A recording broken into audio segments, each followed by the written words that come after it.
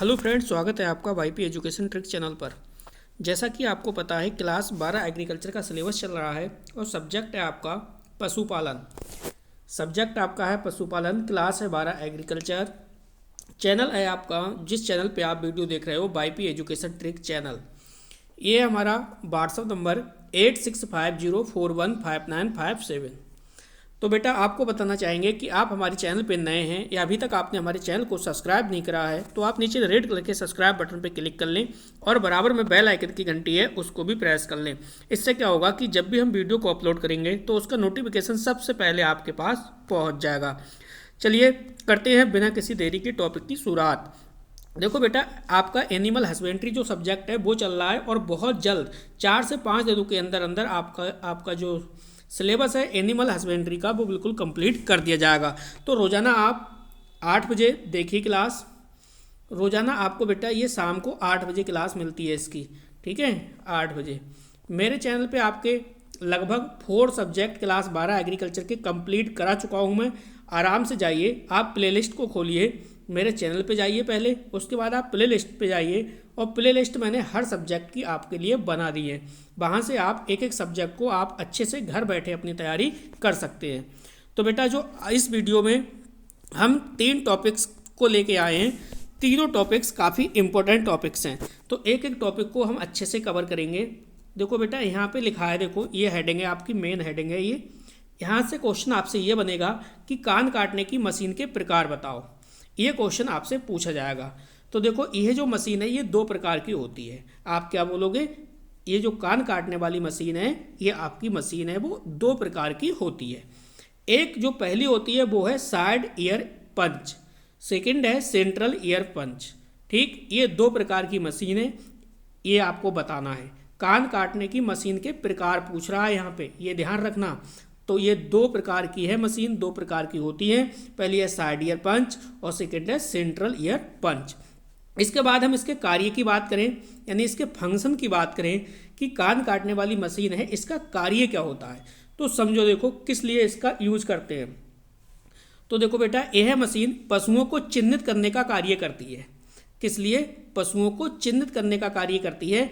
यह कान पर चिन्ह बनाने का यंत्र है। क्या है बेटा?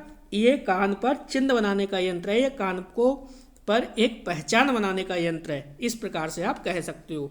इस कान काटने की मशीन द्वारा पशुओं के कानों में छेद बनाकर या कानों के किनारे काटकर निशान बनाए जाते हैं, जिससे पशुओं को आसानी से पहचाना जा सकता है। तो ये था इसका प्रमुख कार्य। अब जो अगली हेडिंग आएगी, वो हमारी अगली हेडिंग भी काफ़ी इम्पोर्टेंट हेडिंग है। देखो बेटा, ये जो हमारी हेडिंग है, ये है गाय का पुआसना अथवा दूध निकलना। ठीक है, यहाँ पे आप इस प्रकार से लिख सकते हो, गाय का पशु आना। इस प्रकार से गाय का पशु आना बोलते हो आप।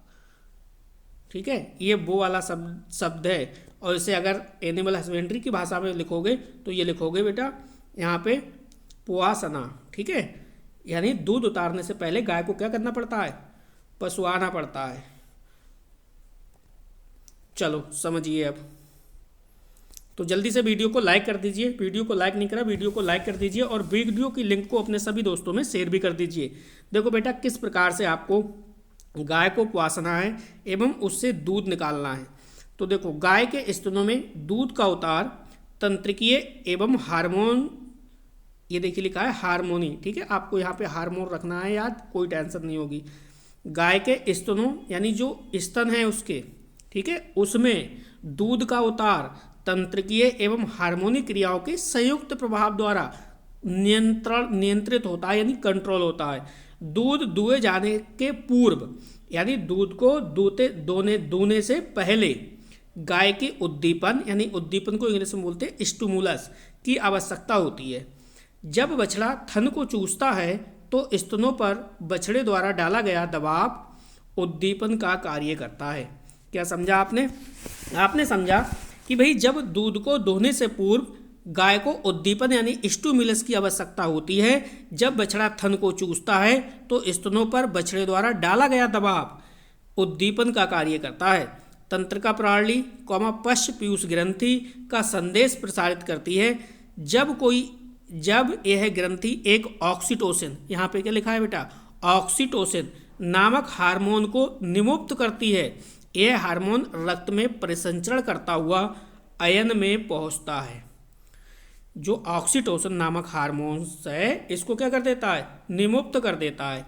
और जब ये हार्मोन जब आगे बढ़ के करेगा तो किस प्रकार से करेगा, ये रक्त में परिसंचरण करता हुआ अयन में पहुंच जाता है, गाय का जो अयन होता है उसमें पहुंच जाता है और वहाँ दूध के उतार को प्रेरित करता है। इसी को गाय का पशुआना या दूध उतारना कहते हैं। तो ये हेडिंग भी आपके काफ़ी समझ में आ गई होगी। अब चलिए अगली हेडिंग की बात करते हैं बेटा। अगली हेडिंग है देखिए दूध का रुकना। तो इस हेडिंग पे भी अपने चर्चा करते हैं। क्या हेडिंग, दूध का रुकना।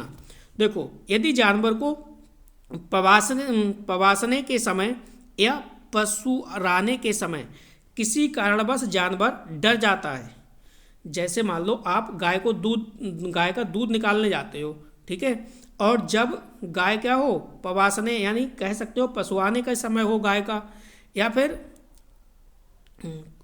उसी समय हो, मतलब पशुराने वाला जो समय हो गाय का, ठीक है, उसी समय वो किसी कारण बस किसी जानवर से या किसी कारण भी क्या है, डर जाता है पशु, ठीक, अथवा उत्तेजित हो जाता है, तो एड्रिनल ग्रंथि से एप्रिनेफ्रिन हार्मोन्स निकलता है जो अयन पर हार्मोन के विपरीत प्रभाव डालकर दूध के बहाव को बंद कर देता है, जिससे दूध स्थगन अथवा दूध का स्थगन अथवा दूध का चढ़ाना कहते हैं। तो ये वाला तो क्वेश्चन मुझे नहीं लग रहा है कि एग्जाम में आएगा, लेकिन ऊपर वाला जो आपकी हेडिंग थी ये काफ़ी इंपॉर्टेंट थी, ठीक है। इसके अगर हम पीडीएफ नोट्स की बात करें बेटा, तो आप वीडियो को शुरू से लेकर लास्ट तक देखना। इसकी जो पीडीएफ है, तो जो भी आपका व्हाट्सएप ग्रुप बना रखा है उस व्हाट्सएप ग्रुप पर देर रात तक आपके ये नोट्स हैं, पूरी पीडीएफ सेंड कर दी जाएगी। तो आप इस बात की टेंशन ना लें, आप वीडियो को 2 से 3 बार आप देख लीजिए अच्छे से। गारंटी है सारे के सारे क्वेश्चन आपको वीडियो के देखने के अंदर ही याद हो जाएंगे। तो आगे चलते हैं। अगला क्वेश्चन काफ़ी अच्छा क्वेश्चन है बेटा, इस क्वेश्चन को आप ध्यान से समझिए, काफ़ी अच्छा क्वेश्चन है ये। क्वेश्चन कह रहा है आहार के विभिन्न प्रकार बताओ, यानी जो पशुओं को खिलाया जाने वाला जो आहार होता है उसके विभिन्न प्रकार को समझाइए। तो आप समझो इस क्वेश्चन के लिए। देखो, पशुओं के लिए अनेक प्रकार के चारे दाने उपलब्ध हैं, यानी चारा और दाना दोनों ही उपलब्ध हैं। अनेक प्रकार के पशु आहार में खिलाए जाने वाले इन चारे दानों को निम्न प्रकार वर्गीकृत किया जा सकता है, या निम्न प्रकार से डिवाइड किया जा सकता है, या निम्न प्रकार से क्लासिफाई किया जा सकता है। अब यहाँ पे 2 प्रकार से वर्गीकृत किया गया है, एक है मोटा चारा और दूसरा है दाना, ठीक। तो सबसे पहले बेटा हम यहाँ पे समझेंगे मोटे चारे के लिए। तो समझिए आगे, वीडियो को शुरू से लेके लास्ट तक देखना, तभी टॉपिक आपके अच्छे से समझ में आएगा, अन्यथा नहीं आएगा। तो हम बात कर रहे हैं मोटे चारे की, समझो। इन चारों में पाचक तत्वों की मात्रा कम होती है। इस वर्ग में कड़बी, साइलेज, भूसा आदि आते हैं। देखो यहाँ पे मोटे चारे की बात हो रही है, ठीक है। अब मोटे चारे की बात करें तो कड़बी, साइलेज और भूसा आदि मोटे चारे के अंतर्गत आते हैं। यह चारा पुनः 2 भागों में विभाजित किया गया है, ठीक। ये जो मोटा चारा है ये भी कितने पार्ट में, ये भी 2 पार्ट्स में डिवाइड किया गया है। वो 2 पार्ट्स कौन कौन से समझो।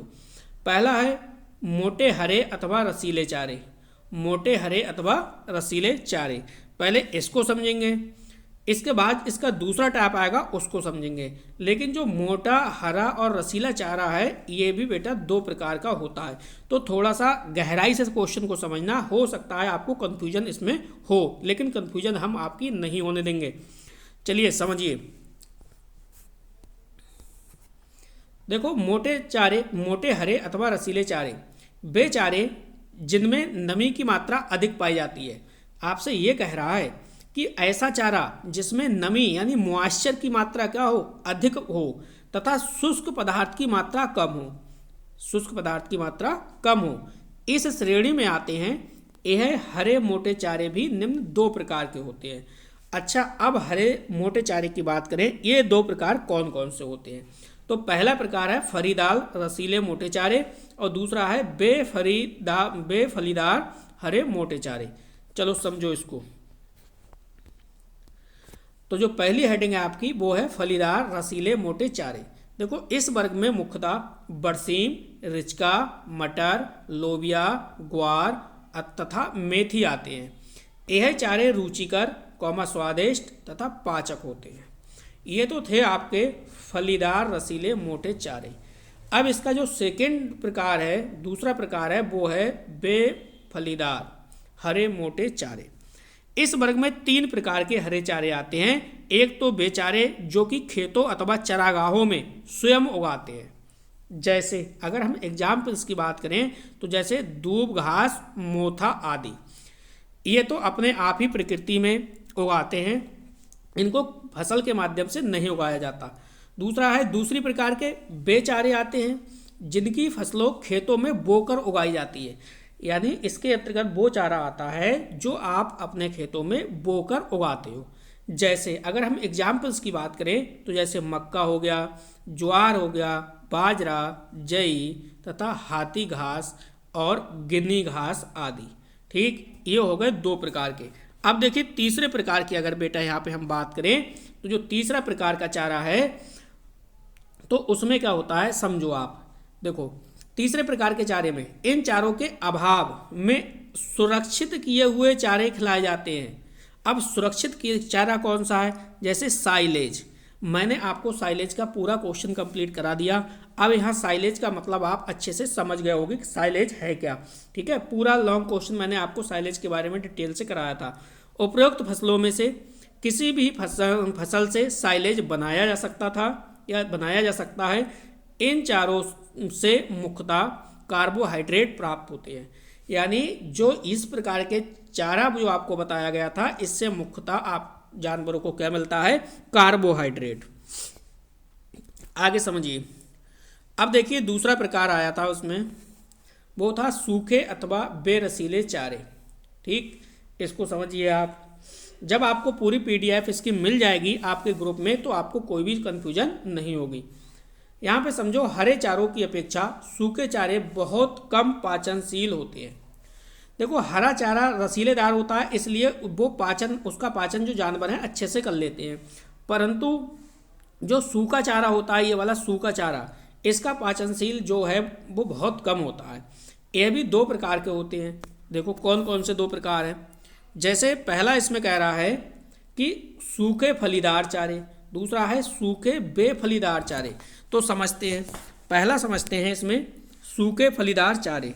इस वर्ग में वे चारे आते हैं जिनकी फसलें फलीदार होती हैं। इनसे अनाज को निकालकर भूसा पशुओं को खिलाया जाता है, जैसे अरहर, मटर, उड़द का भूसा। सेकंड अगर हम बात करें तो सूखे में फलीदार चारे, इसको समझो। इस वर्ग में वे फलीदार फसलें आती हैं जिनका अनाज निकालकर भूसा पशुओं को खिलाया जाता है। अब यहाँ पे समझो एग्जाम्पल के माध्यम से, जैसे गेहूँ से आपने दाना अलग कर निकाल लिया और इसका क्या खिलाया जाता है? भूसा खिलाया जाता है। इसी प्रकार से जौ, जई, धान, भूसा तथा ज्वार, मक्का और बाजरा की कड़बी आदि।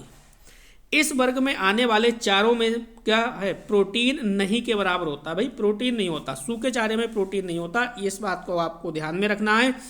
चारा कम पाचनशील होता है, ये पॉइंट भी आपको ध्यान में रखना है। आगे समझिए। बी नंबर पे देखिए दाने। तो दाने के बारे में समझिए आप। मोटे चारे पशुओं के जीवन निर्वाह की आवश्यकता को पूरा करते हैं। दानों में पोषक तत्वों का भंडार होता है तथा संपूर्ण आगे समझो तथा संपूर्ण पाचक तत्वों की मात्रा भी अधिक होती है। इसलिए दाने उत्पादन, वृद्धि तथा श्रम करने वाले पशुओं के आहार में दिया जाता है। अब देखिए आगे समझो आप। आगे देखो काफी अच्छा पॉइंट है। आगे कह रहा है दानों को निम्नलिखित भागों में विभाजित किया गया है। अब जो दाना है ना, जो दाना आप खिलाते हो पशुओं को, उस दाने को निम्न भागों में डिवाइड किया गया है और उसके कौन कौन से भाग हैं उनको हम समझते हैं। तो बेटा जो भी नए बच्चे वीडियो को देख रहे हैं चैनल को सब्सक्राइब कर लीजिए और बेल आइकन की घंटी को भी प्रेस कर लीजिए। जिन स्टूडेंटों ने चैनल को सब्सक्राइब कर रखा है उनका बेटा बहुत बहुत धन्यवाद। चलिए समझिए आगे। देखो फर्स्ट है इसमें अनाज के दाने। इन दानों में प्रोटीन की मात्रा थोड़ी कम तथा स्टार्च की मात्रा अधिक होती है। जो आप इसके अंदर प्रोटीन्स की मात्रा है वो तो होती है थोड़ी कम होती है, लेकिन स्टार्च है इसकी मात्रा अधिक होती है। इन दानों में गेहूँ, जौ, मक्का, जई के दाने आते हैं। अब सेकंड की बात करें, सेकंड पॉइंट की, तो वो है दालों वाले दाने। अब दालों वाले दाने कौन से होते हैं समझिए आप। देखो इन दानों में प्रोटीन की मात्रा अधिक होती है। क्यों अधिक होती है? क्योंकि ये दालों वाले दाने हैं। जैसा कि मैंने आपको बताया सोयाबीन है, सोयाबीन में जो प्रोटीन है वो 42% पाई जाती है, और इससे जो दलहनी फसलें होती हैं उनमें प्रोटीन भरपूर मात्रा में पाई जाती है। इस बात को आपको ध्यान में रखना है। तो ये वही दालों वाले दाने हैं। इसमें कह रहा है इन दानों में प्रोटीन्स की मात्रा अधिक होती है। इस वर्ग में क्या हो सकता है भाई? चना, मटर, अरहर आदि अनाज आते हैं। अब जो तीसरा पॉइंट है खलियां। देखिए खलियां को अच्छे से समझ लीजिए। यहाँ से 1 नंबर का विकल्प क्वेश्चन जो ऑब्जेक्ट वाला है वो यहाँ से बन सकता है। देखो कह रहा है ये पाचक और स्वादिष्ट दाने हैं। जो खलियां हैं जो सरसों जैसे होती है, आपको पता है दाल वाली जो आपकी ये होती है सरसों वगैरह होती है, इनसे क्या है जब आप सरसों को पिराते हो तो तेल निकाला जाता है, तो इनसे क्या बन जाती है? खली बन जाती हैं, वही खलियां हैं। तो देखो यह पाचक तथा स्वादिष्ट दाने हैं। इसमें प्रोटीन तथा वसा की मात्रा अधिक होती है। यानी खलियों के अंदर की बात करें तो एक तो प्रोटीन और दूसरा फैट यानी वसा अधिक मात्रा में पाई जाती है। अगर इस वर्ग की बात करें तो इस वर्ग में क्या क्या आता है? देखो सरसों आता है, सरसों की खली खिलाई जाती है। अलसी, मूंगफली, बिनौला तथा तिल की खलियां आती हैं। तो ये तो हो गई खलियों की बात। आगे समझो। अगला जो हमारा पॉइंट है वो है दानों का उपजात। इस वर्ग में गेहूं, धान का चोकर तथा चना, अरहर, मूंग आदि की चूरी आती है। अब अगला पॉइंट था ये बिनौला वाला। देखो आप कपास के बीजों को बिनौला कहते हैं। बिनौला किसे कहते हैं तो आपको बताना है। कपास के बीजों को क्या कहते हैं? बिनौला कहते हैं। यह दुधारू पशुओं को खिलाया जाता है।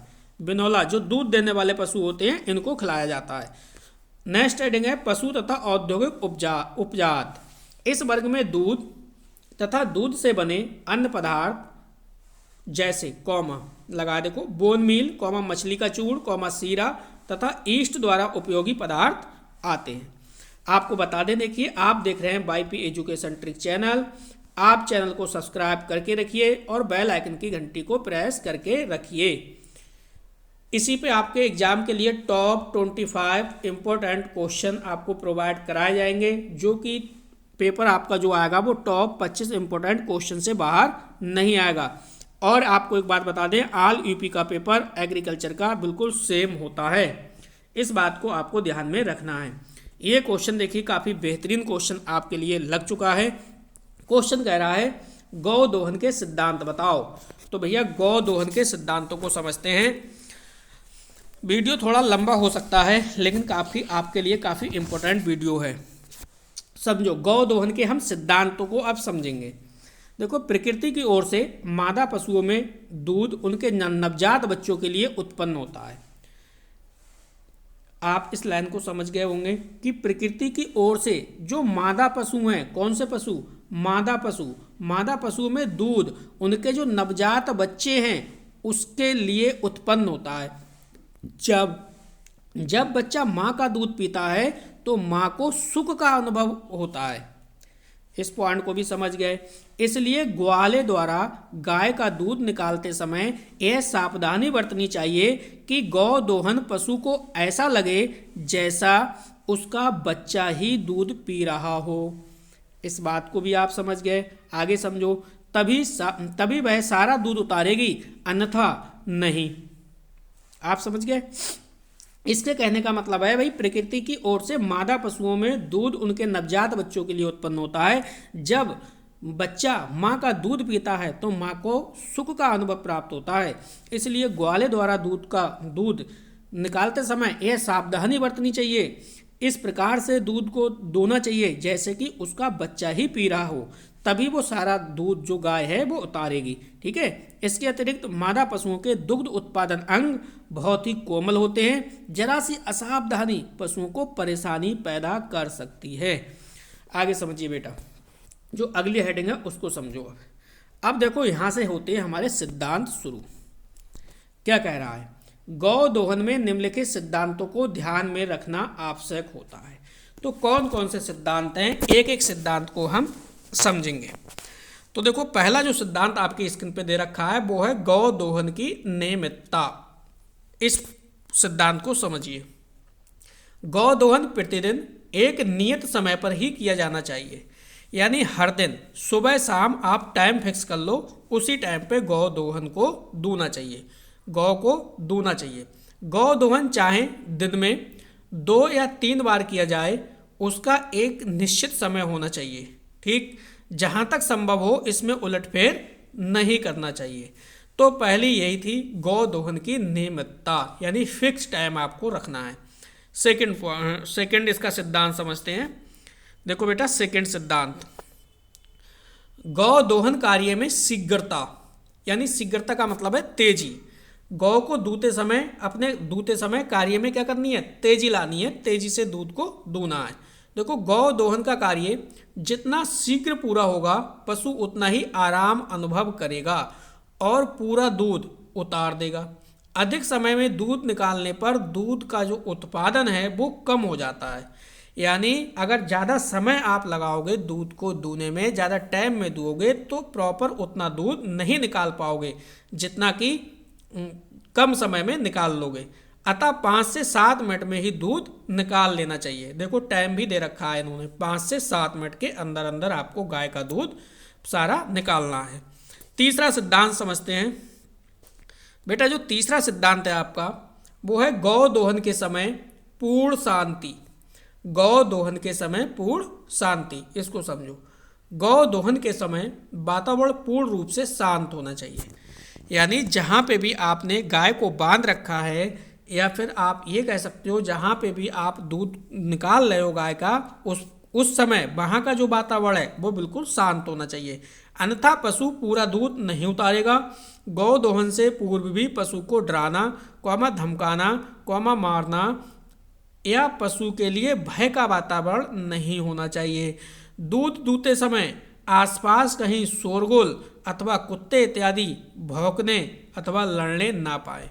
तो कुल मिला के जब आप पशु को यानी अपनी गाय को जब दूध दूहते हैं, उस समय पे आपको वहाँ पे शोर शराबा नहीं होना चाहिए। ये पॉइंट था इसका। अब जो चौथा वाला पॉइंट है इसको समझो। चौथा सिद्धांत क्या है?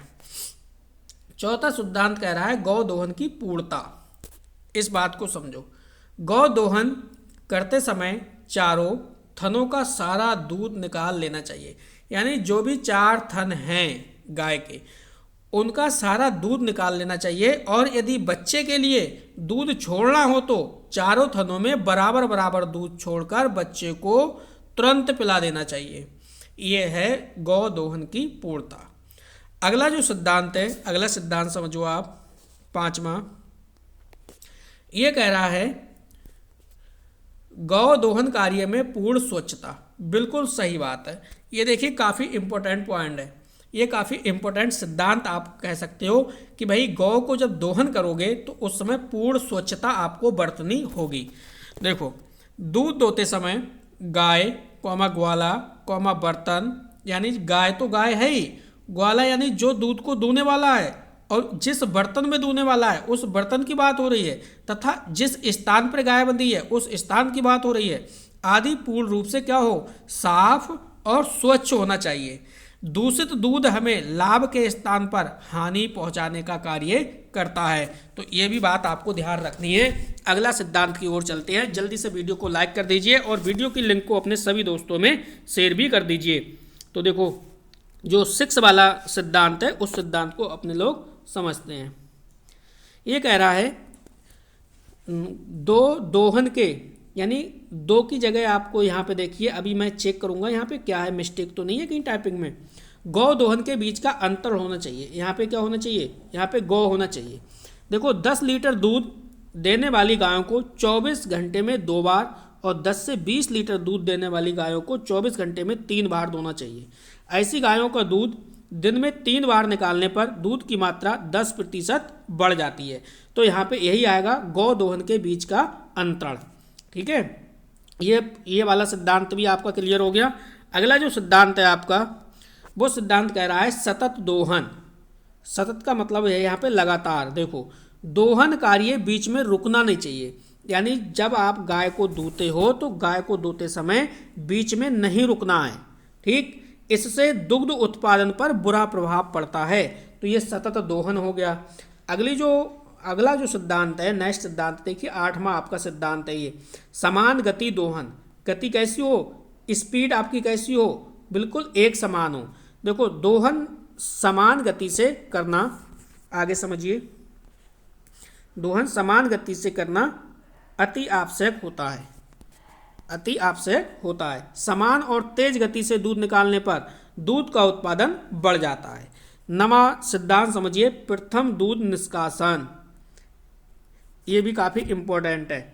प्रथम 2 से 3 धारों में जीवाणुओं की संख्या अधिक होती है। क्या कह रहा है, प्रथम 2 से 3 धारों में जो बैक्टीरिया है उसकी संख्या अधिक होती है, अतः इन 2 से 3 धारों को बाहर निकाल देना चाहिए। इससे दूध रखने की जो गुणवत्ता है वो बढ़ जाती है। नेक्स्ट जो सिद्धांत है आपका 10वां सिद्धांत, इस सिद्धांत को भी समझिए, शुष्क दोहन। क्या है, शुष्क दोहन, यानी दूध निकालने से पूर्व अयन व थनों को धोकर तौलिए से पोंछकर साफ कर लेना चाहिए। देखो कितना अच्छा पॉइंट है। कह रहा है शुष्क दोहन के सिद्धांत में क्या अपनाना है आपको, दूध निकालने से पूर्व यानी दूध निकालने से पहले अयन और उसके गाय के थन को धोकर तौलिए से आराम से आपको पोंछना है, पोंछकर साफ कर लेना है। दोहन क्रिया के समय थनों को गीला होने पर दूध की रखने की क्षमता कम हो जाती है। गीला होने के कारण थनों से बैक्टीरिया दूध में प्रवेश कर जाते हैं। ये था आपका शुष्क दोहन। नेक्स्ट देखिए आपका चलते हैं 11वां जो आपका सिद्धांत है, वो सिद्धांत क्या है समझो, दूध परीक्षण। ठीक है, दूध परीक्षण, इसको समझिए आप। देखो, सप्ताह में कम से कम एक बार दूध का स्ट्रिप कप परीक्षण कर लेना चाहिए। अब ये क्या है भाई, इससे क्या होगा, ये कह रहा है आपसे कि भाई एक सप्ताह में कम से कम एक बार दूध का स्ट्रिप कप परीक्षण कर लेना चाहिए। इससे थन में थनैला रोग, देखो ये थनैला रोग है, इसका पता चल जाता है। यदि दूध असामान्य लगे तो स्ट्रिप कप परीक्षण अवश्य करवाना चाहिए। स्ट्रिप कप में दूध की धार निकालने पर कफ पर अपक्षेप, क्या कह रहा है, कफ पर अपक्षेप, गंदगी, फुटकी आदि दिखाई देते हैं। तो ये था बेटा गौ दोहन के सिद्धांत। गौ दोहन के सिद्धांत को भी हमने अच्छे से कवर कर लिया। और इससे जो पहला वाला जो क्वेश्चन था वो क्वेश्चन आपका ये था आहार वाला। ठीक है, ये काफ़ी इंपॉर्टेंट क्वेश्चन थे। देखो, आहार के विभिन्न प्रकार भी हमने अच्छे से समझ लिए। तो बेटा इस वीडियो में इतना ही था। वीडियो देखने के लिए आपका बहुत बहुत धन्यवाद। मिलते हैं नेक्स्ट वीडियो में।